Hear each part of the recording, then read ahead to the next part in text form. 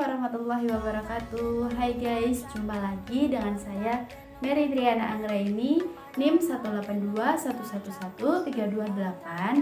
Di sini saya akan mereview buku guna untuk memenuhi tugas mata kuliah Hukum Perdata Internasional yang diampu oleh beliau Bapak Yusuf Wibisono, SAG, MSI, SEL. Nah, langsung saja di sini saya akan mereview buku dengan judul Hukum Perdata Internasional Indonesia Jilid ketiga bagian kedua cetakan ke-8 yang ditulis oleh beliau Profesor Mr. Dr. Sudargo Gautama yang diterbitkan oleh PT Alumni Bandung pada tahun 2013 dengan memiliki halaman yang 364 halaman dengan nomor ISBN 978 979 414 1670. Mengenai profil penulis, beliau Profesor Mr. Dr. Sudargo Gautama, dulunya bernama Go Giok Siong. Beliau seorang pengacara terkemuka di Indonesia. Beliau lahir di Jakarta pada tahun 1928. Sejak tahun 1958, beliau merupakan profesor dalam bidang hukum perdata internasional, hukum antar tata hukum di Universitas Indonesia, kemudian Akademi Hukum Militer Jakarta, Universitas Padjadjaran Bandung, penasihat hukum pemerintah Indonesia untuk masalah-masalah hukum internasional di luar negeri serta perkara-perkara arbitrase internasional. Nah, beliau juga merupakan profesor di Universitas Amsterdam, kemudian visiting Professor Sydney University Law School, dan penasihat hukum pemerintah Indonesia dalam perkara tembakau Bremen pada tahun 1959.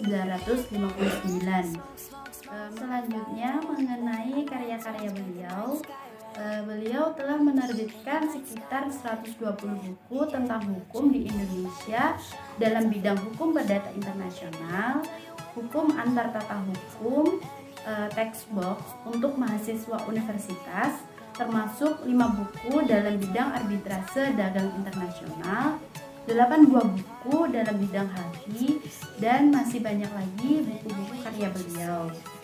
Nah, kemudian mengenai bab atau materi yang dibahas dalam buku ini, terdapat 4 bab, di mana babnya tersebut merupakan lanjutan dari buku-buku beliau yang sudah diterbitkan terlebih dahulu. Dalam buku ini dimulai dari bab 26 yaitu hukum perjanjian, kemudian bab 27 mengenai jual beli internasional, bab 28 mengenai perbuatan melanggar hukum, dan bab 9 atau bab 29 atau bab terakhir yaitu hukum acara perdata internasional. Kemudian mengenai sinopsis dari buku ini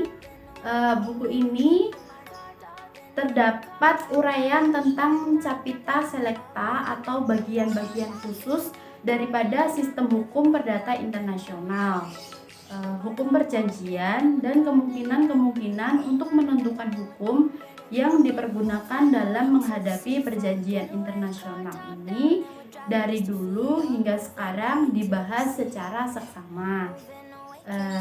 Juga mengenai masalah perbuatan melanggar hukum, tort on taxmatic debt, yang dalam hukum perdata internasional memegang peranan khusus dan dapat dianggap sebagai bidang pertentangan dasar-dasar pemikiran asasi mengenai hukum perdata internasional.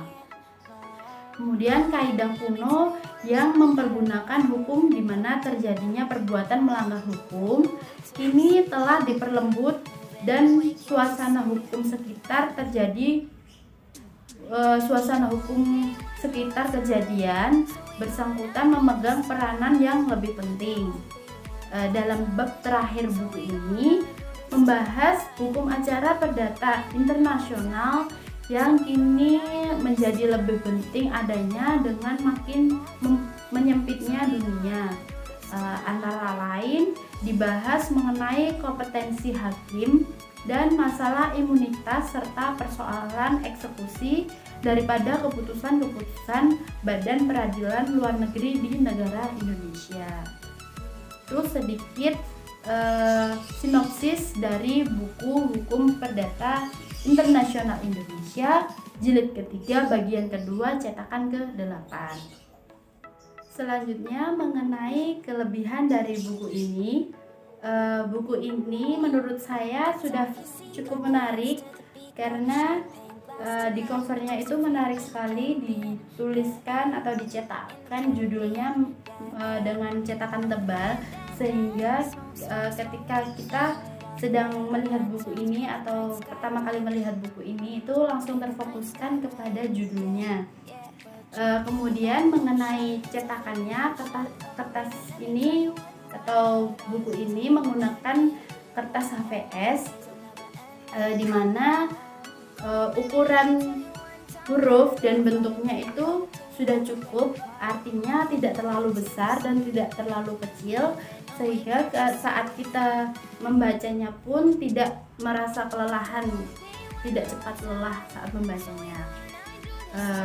Selain itu isinya pun antar bab itu sangat terfokuskan kepada materi, jadi tidak keluar dari pokok permasalahan atau pokok pembahasan setiap babnya. Selain itu terdapat catatan kaki atau footnote-nya itu diberi petunjuk sehingga memudahkan kita sebagai pembaca untuk mencari tahu di manakah letak referensi dari buku ini.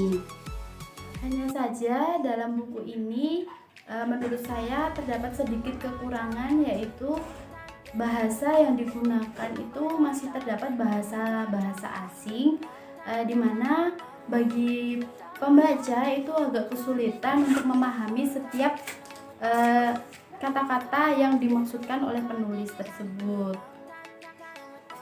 Selanjutnya menurut saya buku ini sudah cukup lengkap sehingga sangat cocok untuk dijadikan referensi bagi mahasiswa Fakultas Hukum, Fakultas Syariah maupun yang lainnya. Oleh karena itu di sini saya mengajak kepada seluruh pembaca untuk membaca buku ini secara utuh, karena agar kita dapat memahami maksud dari penulis mengenai isi dari buku ini. Mungkin cukup sekian review dari saya, kurang lebihnya mohon maaf. Thank you for your attention guys, and see you. Wassalamualaikum warahmatullahi wabarakatuh.